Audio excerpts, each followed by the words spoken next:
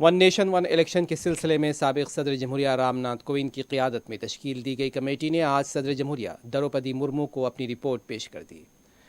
اس موقع پر وزیر داخلہ امت شاہ بھی موجود تھے۔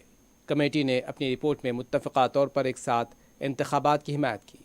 کمیٹی نے سفارش کی ہے کہ لوک سبھا کے ساتھ ہی اسمبلیوں کے انتخابات ہونے چاہیے اور پھر 100 دنوں کے اندر مجالس مقامی کے بھی انتخابات ہونے چاہیے۔ کمیٹی نے مشترکہ فہرست رائے دہندگان کے علاوہ یہ سفارش کی ہے کہ ریاستی الیکشن کمیشن کے ساتھ تال میل رکھتے ہوئے الیکشن کمیشن کو شناختی کارڈ جاری کیا جانا چاہیے۔ یہ رپورٹ 18,626 صفحات پر مشتمل بتائی گئی۔ اپوزیشن نے ون نیشن ون الیکشن کے خیال کو ہی ریاستوں پر حملہ قرار دیتے ہوئے اسے وفاقی نظام کے خلاف قرار دیا۔